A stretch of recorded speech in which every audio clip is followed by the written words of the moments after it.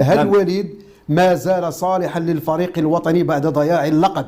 هل فعلا وليد أصبح محدودا فنيا وتكتيكيا نفس الأخطاء ويعتمد على لاعبين انتهت صلاحيتهم وآخرين غير جاهزين؟ كيف ترى؟ كنشوف الكاميرا. تفضل. لا الركراكي انا كنقول لك حكم قيمه، يعني نقدروا نختلفوا، وهذا الاختلاف هو اللي كيخلينا دائما نجودوا النقاش. نعم. بعد يوم 18 يناير، بعد النكبه، بعد المأساة اللي عاشها الشعب المغربي، الركراكي لم يعد صالحا للفريق الوطني. هذا موقف شخصي وليس موقف مؤسسه، لان دفاعنا على الركراكي كان دفاع مستميت. لا يوجد عاقل اليوم داخل المنظومه ديال الكره المغربيه، انا كنقولها الله اعلم، بان بقاء الركراكي اليوم الاستفاده ديالو من البونus الثاني بعد الاخفاق الثاني ديال الكان. وقد قرأت أنا في القانون أن العقد شريعة المتعاقدين، أنا أطلع عليه. صدر يوم 23 مارس 2023 الجامعة تعلن بقاء وليد الركراكي من أجل التأهل لكأس العالم والفوز بكأس إفريقيا للأمم. اليوم اللي غنعتبروا الوصافة في بلادنا إنجاز، فأنا يعني أصبحت لا أفهم في كرة القدم، بغض النظر على جميع الحوايج، لا الأرض لا السبيكتاكل لا الملاعب. اليوم الجامعة كما أشار بدر الدين لا أحد سيتناقش في كونها حققت نجاحات تثير الحسد ديال الاخر، ولكن الورش الاسود او الورش الملعون هو الكان. ولو سالتي رئيس الجامعه، دابا كنقول لك بقات لي دقيقه ولا نعطيها لكم، نقول لك رئيس الجامعه 5 ديال النسخ ديال الكان لم يتوج بالكان. جرب ايرفي رونار، جرب واحد وجرب وليد، والغصه ديال الكان قال بلسانه باش يجي رئيس الجامعه ويقول له هبي سير لكاس العالم جيب لي كاس العالم، ويقول له سير لكاس العالم وجيب لي كاس العالم. قال لك انا، ويقول الدقيق سير لكاس العالم وجيب لي كاس العالم. هذا ولا تيطمع في كاس العالم، فما بالك كاس افريقيا ما دياش، يعتبر اخفاقا بكل ما تحمله كلمه الاخفاق من معنى. اليوم باش نهضروا على مباراه ولا جوج مرجعيه مع وليد بهذا الشيء اللي تعطاه، اسمح لي، وليد قال لنا غنجيب لكم الكان وكررها 3 المرات وعاود كررها في وسط الكان بعد المباراه جوج القمر ما جابش الكان. اذا الرجل هو الكلمه بالنسبه لي، لان الركراكي من بعد سان بيدرو استقل وهو يخرج من الدور. دابا تيقول لك حنا غنمشيو باقي عندنا، يعني عنده ضمانات باش يبقى. حنا ما غنحيدوش وما غنقولش، ولكن موقفي الشخصي بالنسبه لي وليد الركراكي اخلف الوعد وخذلنا بشكل كبير. ما عمر شي فريق سبقنا في النتيجه من جنوب افريقيا الى فرنسا الى كرواتيا ورجعنا معاه، باستثناء الكابون اللي هي منتخب ما دارش افضل ثالث، ما عندوش مباراه ريفيرونس اللي كتفرز بانه في ردات الفعل. حنا عشنا واحد النكبه، مرضنا، يعني اضعف الايمان ترجم هذه المشاعر ديالي، ما فيها تشويش ما فيها والو، دعمناه كتبنا نجبدوا الكتابات نديروا كل شيء. تاكيد الموقف بانني ضد الركراكي ماشي عدو ديالو، بانه استنفد كوب دي موند تلاقى معاه لان مشى في شهرين، كوب دافريك خسر جوج. بالتالي انا وليد الركراكي 19 ماتش اللي تيقول ورا 19 عام ما خسرنا في بلادنا، تخسرنا مع الركراكي من فاس، تنقابلوا الرقم برقم مزيان. اذا على مستوى ما توفر له هذه المواهب لم يدبر الكان كما ينبغي، ولك واسع النظر. انا اعلن موقفي الشخصي لا اقل ولا اكثر. وليد الركراكي اساء الاختيارات، عاش في جلباب لاعبيه المقربين وكان سيئا على مستوى الاختيارات، والتاريخ ينصف من خلال النتائج. ما كاينش شي حاجه سميتها الوصفه. غدا ولا بعد غدا يبداو يذكروا باب تياو دا لا كوب من لهنا وقف الماتش ومشى. واخ سي بدر الدين، هل انت مع هذا الطرح؟ لانه كاين العديد من الناس كيقول لك بانه انتهى وليد الركراكي بالنسبه الينا، المرحله المقبله تتطلب اننا نشوفوا مدرب اخر. انت واش مع هذا الطرح، ولا ان الاستقرار ضروري خصو يبقى الى غايه نهايه كاس العالم 2026؟ انا كنقترح عليك انك توضع السؤال من جريده المنتخب. نعم. على دابا طرح سؤال وخليه للناس يتكلموا. واخا غنتوجه لكم مباشره مشاهدينا الكرام، انتم كتابعونا في هذه الحلقه هذه، واش انتم مع البقاء ديال وليد الركراكي ولا الرحيل ديال وليد الركراكي؟ ها هي واضحه السي بدر. طيب انا ساتكلم على واحد الفئه مبرمجه من البدايه قبل ما نبداو كاس افريقيا للامم، او حنا غاديين في المباريات الوديه والمباريات الرسميه، وهم يشهرون ماشي القرار، هذا الاعتقاد من انه وليد الركراكي انتهى ولم يعد لديه ما يقدمه، وبالتالي خاصو يتعوض. بل ان هذه الفئه جاءت حتى في وحنا داخلين الاستحقاق قاري، داخلين المعركه، في قلب المعركه يطالبوننا بان نستنسخ التجربه الايفواريه بعد تعادلنا في مباراه مالي، ان نستنسخ التجربه الماليه الايفواريه ونحيدوا هذاك الذي توفى المدرب الفرنسي باش نجيبوا فاي، اننا نحيدوا وليد الركراكي ونجيبوا مدرب اخر ليتولى قياده الفريق الوطني اعتبارا من المباراه الثالثه امام زامبيا. اذا كاين هناك من هو مبرمج بالسليقه ضد وليد الركراكي ويطالب بانه تتم اقالته وانتهت دورته الزمنيه. احنا تحدثنا بمطلق الامانه بان من خلال الكثير من البرامج على انه كاس افريقيا للامم ستكون هي المحك الحقيقي او ستكون هي المناسبه التي غادي نحكموا فيها واش بالفعل وليد الركراكي انتهت دورته الزمنيه ويجب اننا نمشيو نحو مدرب اخر او لا. انا اقول لك بمطلق الامانه الا بغينا نحافظوا على الاستقرار ديالنا من دون اي تشهير ومن دون اي انتصار لاي نظريه كما بغات تكون نوعها، انا مع بقاء وليد الركراكي مدرب الفريق الوطني. بمختصر هذا السي بدر الدين تبقى رايك انت، ومنعم تبقى رايه ايضا. لا هو رايه. كل واحد كيشوف المرحله كيفاش. انا قلت لك هذا رايي. نعم. اوكي. وعندي راي اخر. نعم. هو انه يجب ان نبقي على اعتمادنا على المدرسه المغربيه. نعم. اوكي. نعم. الاطر التقنيه المغربيه لها الاولويه في اداره المنتخبات الوطنيه. انما بالنسبه لهذه المرحله هذه انا مع بقاء وليد الركراكي، ماشي من جانب الصدقه كما يدعي البعض، ولكن من جوانب ديال النظره ديالي الشخصيه. نعم. للمدرب وايضا لزوج. انا موقن على انه اليوم وليد الركراكي سيغير المقاربه. نعم. بعد نهايه كاس افريقيا الامم هناك حصيله سيغير المقاربه، وبالتالي غادي تتوقع في شهر مارس القادم من غيجي يلعب الفريق الوطني مباريات وديه استعدادا لكاس العالم. غادي تكون هناك عناصر جديده. نعم. وغتكون هناك مقاربه جديده في اداره فريق وطني الذي سيتهيأ لكاس العالم القادمه بالولايات المتحده الامريكيه. هذه المقاربه سي بدر الدين ما انتبهتش فيها، كانوا شي وحدين طالبوا بالتجربه ديال الكوت ديفوار. وي. والكوت ديفوار شنو كانوا داروا؟ غاد جوان كانوا حيدوا هذاك المسكين اللي توفى رحمه الله عليه وجازت فيه الرحمه. داروا امريك فاي وداروا اميرس فاي. داروا اذا هذو كانوا بغاو بن محمود يولي المدرب، حيت القانون يمنع. لا القانون يمنع كدير لاجوان. هذا على ديك. لا ولكن انا واش لا ما بغيتش انا نشير الاسماء. انا قلت انا جبت تسلسل. لا جبت حيت انا صدمتيني، حيت القانون في التظاهرات المجمعه ملي كتحيد مدرب ما عندكش الحق تجيب واحد. علاش صدمتك؟ لا حيت سمعت هذه. حيت لا ما سمعتش. واش نديروا بن محمود؟ لا اول مره. لا اول مره منعم من غير الاشاره لمن سيكون. لا حيت لا واش انت كنت عايش في المغرب؟ انا كنت بعيد عليكم. ما نطلعش على بحال هذه الاخبار. لا طلعت عليها انا. هناك من نادى في مواقع التواصل الاجتماعي بضروره حيت سحبوا ملي حيد. لا غلطين. ما غلطينش. حيت سحبوا ملي حيد الركراكي غنجيبوا مدرب من برا. هو القانون تيقول الا حيدتي مدرب في وسط الدوره كتاخذ غير لاجوان.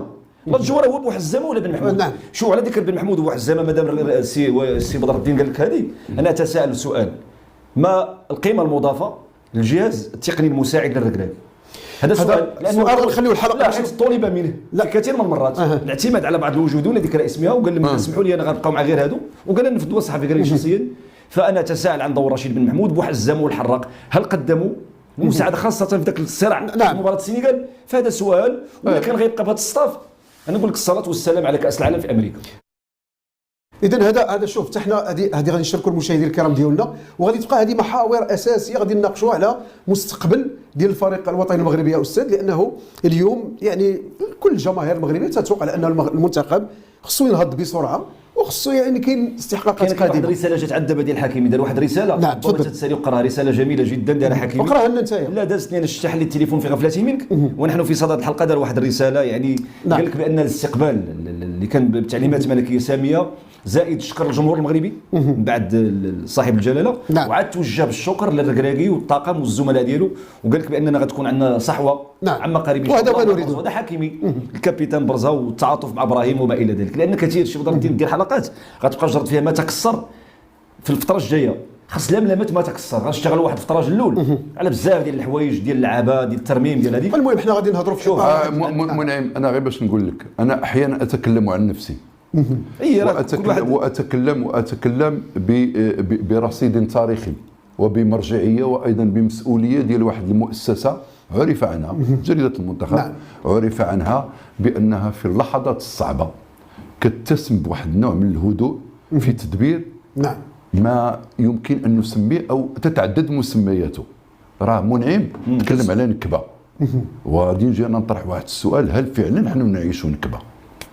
اوكي. نعم. لانه حزني انا شخصيا، واظن حزن كثير من المغاربه، ماشي على ان المغرب ما ربحش كاس افريقيا الامم، على ما شاهدناه في المباراه النهائيه، نعم، على ما انكشف الغطاء عنه، من اننا شعب محسود وشعب يحقدون عليه وشعب في عوض ياخذوه كقدوه و خدامين كي نحارب بالكولسه وبالتشويش وبما الى ذلك. هذا هو اللي ضر المغاربه اكثر. نعم، راه اللي ضرهم دابا اليوم ماشي لو فات انهم ضاع من كاس افريقيا، حقيقه انا كنت كنقول هذه مناسبه باش نربحوا هذا الكاس، لكن ما حدث في المباراه النهائيه اعتقد افظع وانكل واوجع نعم. من حادث ديال فقدان ديال اللقب الافريقي. شكرا سي بدر الدين. نتمنى هذا الشيء في اطار، شوف احنا دائما نعم. باش ناكدوا للمشاهدين السجال هو لا اننا في اطار الراي والراي الاخر، وفي اطار الاختلاف الذي لا يفسد الود قضيه ولكن كيفتح. غير نبغي ان كل واحد من ياخذ فينا شي راي يكون عنده السند التقني والسند المهني والسند القانوني اللي كيوضع به هذه الاراء هذو. راه ما كنتكلموش على شنو ضرب بيناتنا، انا كنتكلم على ما يروج في مواقع في السوشيال ميديا. كاينين شي ناس غير كيجيو يلوحوا الاراء، وما كيلوح الاراء، ما تيلوحش الاراء عن فكر عميق وعن ادوات نقديه اللي تعطي لذاك الراي القيمه ديالو. فهمتيني؟ انا نبغي واحد يعطي راي لكن عطيني السند ديالو. طبعا كان حتى المداخله ديال السي ملهم لا انا اتكلم على العقد شريعه المتعاقدين وناخبنا الوطني في 30 ثانيه وعدنا بالكان ولم ياتي بالكان وصدقناه وبوعده جبد لنا النحل، والبعض ركب على الضمانات وقلنا له السير كراكي راه غيحلم، ما تيقوش بالكراكي تيحلم، وجا في وسط الكان وقال لهم لا راه غنجيب لكم الكان. فبالتالي ذاك الاصرار ديالو اللي نابع ربما هو امتقاء وبوهيميه، البعض استغلوا بان اللي يقول طالع عنده وعنده شي حوايج. فاحنا امنا وكنا غنقول انا شوف انا قلتها هنا في هذه القناه بان الكراكي افضل مدرب في تاريخ كره القدم الوطنيه والافريقيه بشرط يفوز بهذا الكان. ما فاش شبيه كحول ديالي نعش، ما فاش شبيه تنقول واخا منعم. شوف احنا دابا بحال غاديين في الاصوات الاضافيه. منعم شوف الله يرضي عليك، شوف الله يرضي عليك، بعض المرات كتجيني وانا نقول لك بصراحه، انا دابا كنتكلموا هنا بحال كنتكلموا في هيئه التحرير، كتجيني بحال ماشي ما كتفهمش في كره القدم، كتجيني بحال ما عشتيش كره القدم. طيب غنقول لك علاش. لما نقول لك انا باغي نربح كاس افريقيا الامم، لما يقولها مدرب برازيلي انا باغي نلعب كاس العالم، كتقول له علاش ما خصناش؟ لا كاين فرق ما بين مزيان عاودها يعاودها حتى 10 الخطرات وما جابوش. لا غير بلاتي، ودابا حنا كنهضروا يعني لو سوي هو التمني، لكن انت كتعرف قاعده وقانون كره القدم. واش انا متحكم في قانون كره القدم ولا انت متحكم في قانون كره القدم ولا هذا متحكم في قانون مره ودوز بحال لا قانون كره القدم عنده منطق مختلف جمال.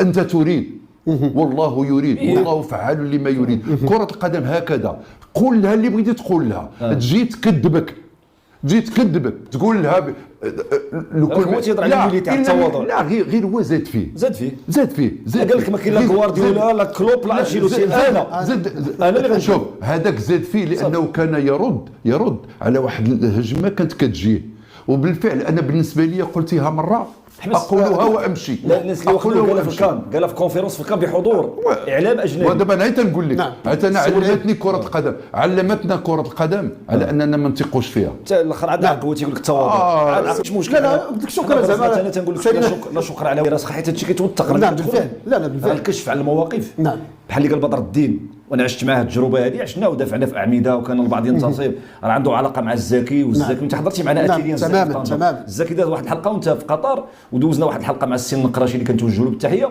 واستحضر علاقته الجميله جدا مع المنتخب. كان المنتخب الوحيد اللي دافعت عليه في 2004 هي والقرتيلي.